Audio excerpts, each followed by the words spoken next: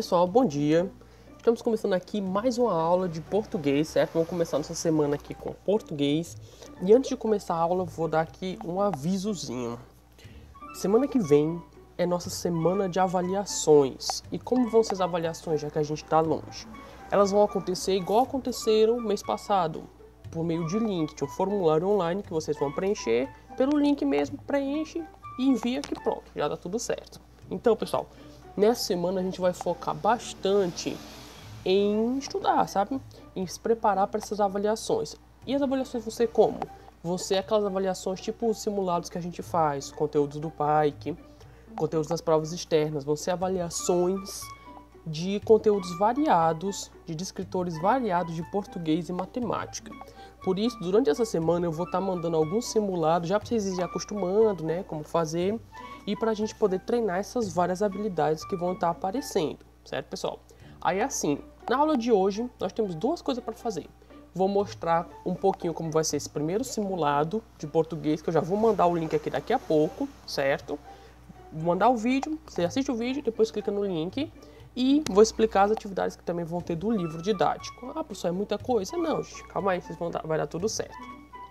Seguinte, começando aqui, eu vou mostrar o simulado de português. Deixa eu colocar ele aqui na tela. 1, 2, 3 e apareceu. Pronto. Vocês estão vendo aí na tela, aqui, simulado 1, simulado de português da última semana de junho, primeira semana de julho. Por que simulado 1? Porque vai ter os outros também, que eu vou estar mandando essa semana. O outro ou os outros, vai depender de como a gente for interagindo, certo, pessoal? Aí, assim, simulado 1, eu não vou marcar nada, vou só ler com vocês para ajudar a interpretar as questões. Vejam só aqui, ó. Primeira coisa, vocês vão colocar o nome, né? O nome de vocês para saber quem vai estar mandando a resposta. Segunda coisinha, já começa as questões. São 10 questões, pessoal. Questão 1, leia o texto abaixo. E temos aqui um textinho chamado O Velho Escravo. Não vou ler o texto todo, né, porque senão o vídeo fica gigante. Só vou tentar ajudar aqui, ó. Veja isso. Na pergunta, quando tem, leia novamente o trecho. O leão, que o seguia de mansinho, aproximou-se do local. E está sublinhado e em negrita essa palavra de mansinho. E a pergunta é, a expressão destacada possui sentido de, na A, causa, modo, lugar ou tempo. Ou seja, essa expressão de mansinho indica o quê? A causa que o leão estava se aproximando, ou seja, o motivo. O modo, o jeito que o leão estava se aproximando. O lugar em que o leão estava se aproximando ou o tempo que o leão estava se aproximando. Vocês vão ver aí e marcar a correta. Simples demais. Vamos para a próxima. Ó, leia novamente o trecho, no mesmo texto. O velho pôde, assim, dormir tranquilo a noite toda para, tá, destaque, na manhã seguinte prosseguir na sua caminhada, agora sem a ameaça da fera.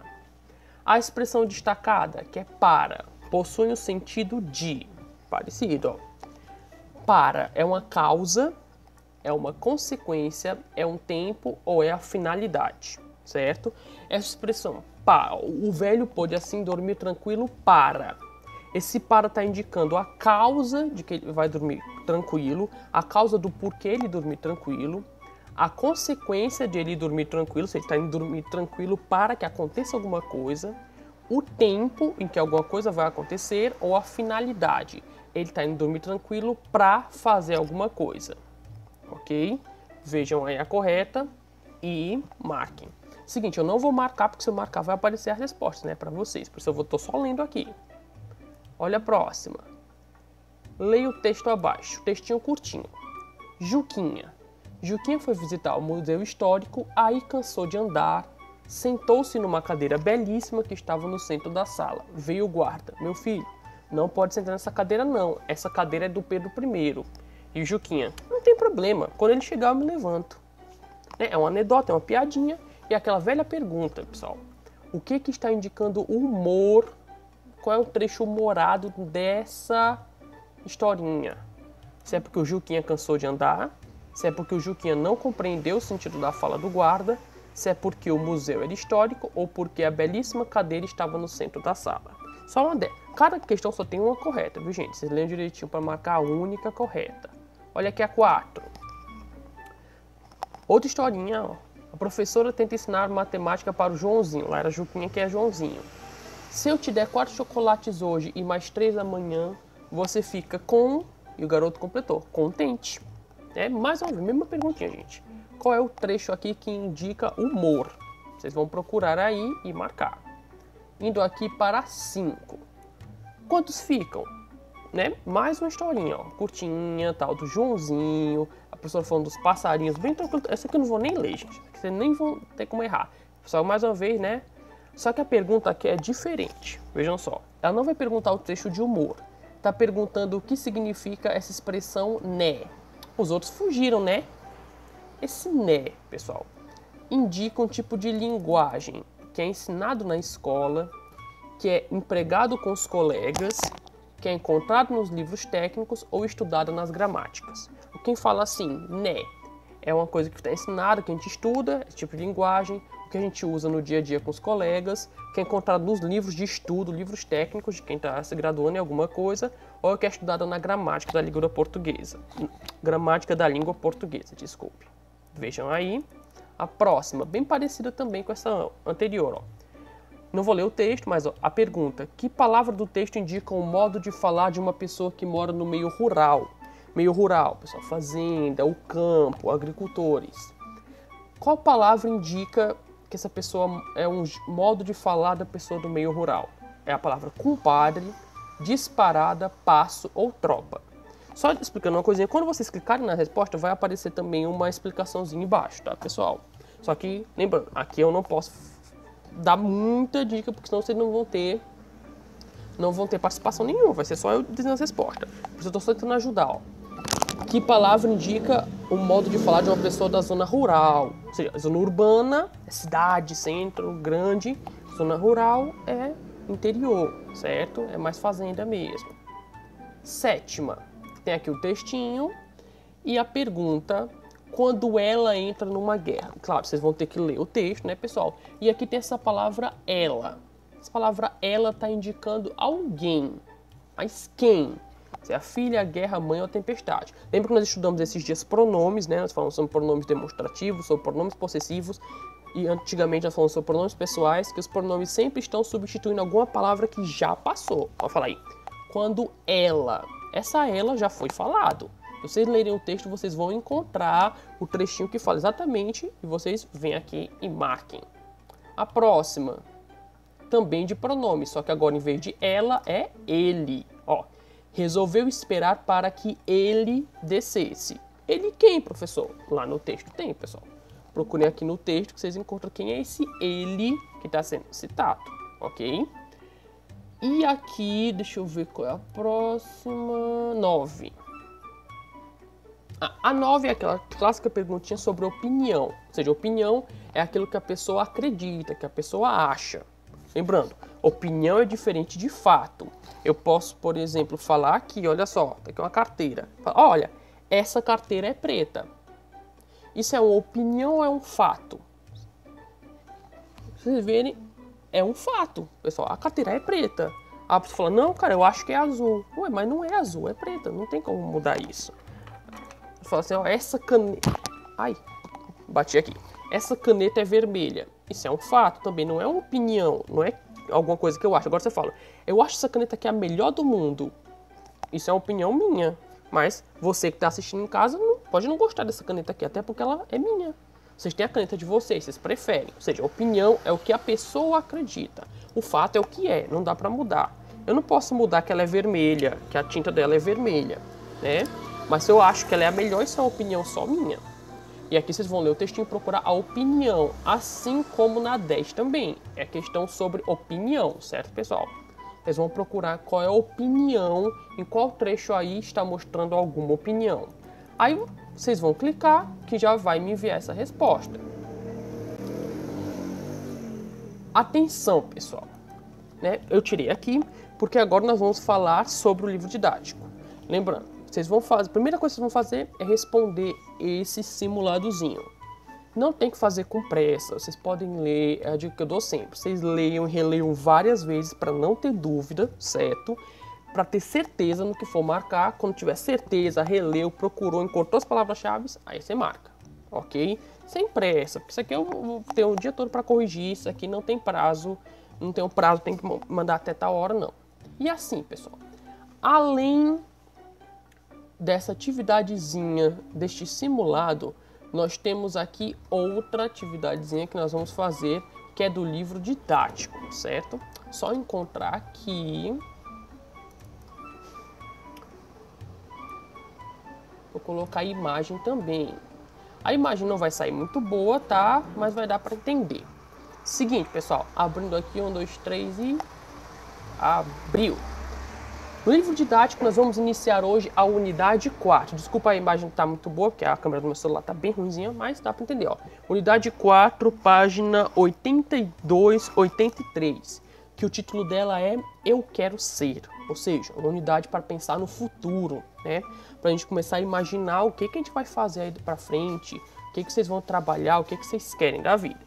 E aqui tem algumas imagens, como sempre, algumas reflexões sobre elas, que eu não vou me atentar muito a isso agora. Mas em casa vocês leiam todinho para ir pensando. Essas imagens aqui e as questões sobre ela servem para que vocês já vão entrando no clima, sabe? Já vão pensando, já vão começando a entender sobre o que toda a unidade vai falar. E aqui tem as imagens do menino, a menina, com o senhor aqui construindo, consertando sapato, né? Olha só, ou seja, já é uma profissão. Sapateiro, e o meninozinho e a menina assistindo.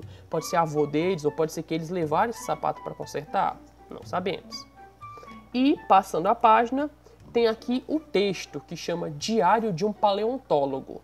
Meu Deus, que palavra é essa? Paleontólogo, o que é isso? No texto tem, pessoal. No texto, né, como sempre, tem o texto, tem as imagens que ajudam a fazer a compreensão, e aqui o texto continua. Não vou ler, certo? Só estou mostrando.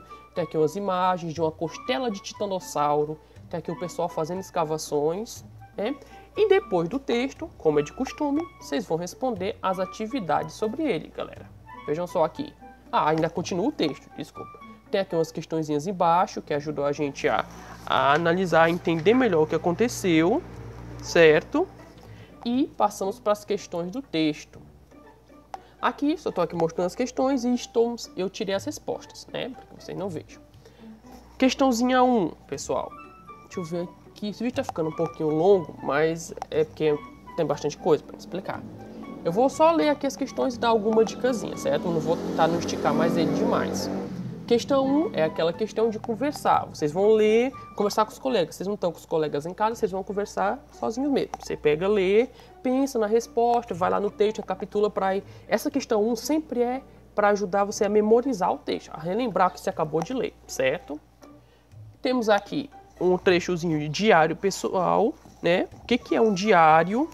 Não, aliás, o que é um diário? A diferença entre o diário pessoal, que é o diário da pessoa, e um diário de campo, que é o que ele registra alguma coisa do trabalho. Igual nós professores, nós temos nosso diário, em que a gente registra o que está acontecendo na sala de aula, o que aconteceu no dia. Todo dia a gente tem que registrar. O que a gente estudou, como é que foi, é o nosso diário de campo, nosso diário profissional. E vamos para as perguntinhas. Se o diário do paleontólogo, questão 2, é um diário de campo ou profissional? Acabei dando a resposta, ó, sem nem ter dito. Que elementos comprovam isso? Aí você vai lá no texto e procura que partes do texto mostram que isso é um diário profissional, que não é um... Você vai lá no texto e procura isso. Que partes do texto mostram que é um diário profissional ou um diário pessoal. Vocês procurem lá, que vai ter. Questão 3. Segundo William Nava, o que um paleontólogo faz? Lá no texto também, simplesinho. Na questão 4. Na sua opinião, olha aí, opinião de novo. Por que esse diário foi publicado em uma revista destinada a crianças? Aí é como você pensa, né? Tá vendo? A gente vê lá no texto, no finalzinho, que esse diário estava publicado na revista chamada Ciência Hoje para Crianças. Por que vocês acham que foi colocado numa revista para crianças esse tipo de texto? Próxima. Questão 5. Os registros do diário são feitos em ordem cronológica, isto é, na sequência em que os fatos ocorrem ao longo do tempo. Complete o quadro com as informações que faltam. E aí tem um quadro, vocês vão colocar as informações que estão faltando nele, de acordo com a dica. Ó, aqui no primeiro espaço, descoberta de outros fósseis, pedaço de costelas, vértebras e outros ossos. Vocês vão preenchendo aqui, com a parte de cada... quando foi, ó, qual foi a data. E aqui, algumas semanas depois. O que aconteceu algumas semanas depois? 2 vértebras são encontradas, uma delas se quebra e é colada com muito cuidado. No texto tem todas as datas. Questão 6. Releia os motivos que levaram o paleontólogo William Nava a convidar outros profissionais para que o trabalho continuasse. E temos os númerozinhos 1, 2, 3. E aqui embaixo você vai ter que relacionar cada frase com o número 1, 2 ou 3, de que cada profissional está fazendo. Passando aqui, que está ficando longo, ó. Questão 7. Observe novamente as fotos do diário de campo e o que elas revelam sobre o trabalho de escavação. Aqui é com as fotos. Lembrando que sempre que tem imagens, que tem fotos, elas são para auxiliar, certo, pessoal? Então vão lá, vejam o que essas fotos estão revelando. 8. O autor do diário de campo relata suas descobertas, mas também expressa suas emoções. Releia o trecho a seguir. Aí vocês vão reler, vão sublinhar um texto em que ele expressa uma emoção, algo que ele está sentindo, e escrever o tipo de emoção que ele sentiu. Tirei aqui a resposta, né? Na 9. O texto do diário foi escrito na primeira pessoa, que é eu, na segunda, que é tu, ou na terceira, ele, pessoa do discurso. Eu, tu ou ele. E por que você acha que ele escreveu dessa forma? Vocês escrevam aí. 10. Por ser um diário de campo, o autor utilizou alguns termos técnicos, isso é, palavras próprias da profissão de paleontólogo. Circúlios. Aqui eu tirei tudo porque ficou ruim de apagar, então eu só apaguei. Ficou ruim de apagar o sublinhado, o circulado, que no meu já tem a resposta, então eu só tirei tudo. E a 11, vocês vão reler o trecho que tem aí, que eu apaguei também. Vai dizer por que uma palavra rochas está entre aspas e sublinhar um texto que comprova a resposta do porquê que essa palavra está entre aspas. Seguinte, pessoal. Parando por aqui, obrigado por terem assistido. Lembrando, 2 atividades hoje. Primeira, responder o simulado de língua portuguesa, né, que eu vou mandar o link aí abaixo desse vídeo que vocês estão assistindo. E em segundo, responder as questõezinhas do livro. Pessoal, boa sorte para todos. Nos vemos daqui a pouquinho com a aula de matemática.